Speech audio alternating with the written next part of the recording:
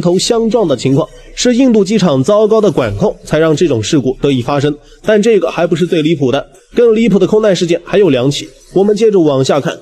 你坐飞机的时候有没有想过，如果飞机在空中飞着飞着突然没油了怎么办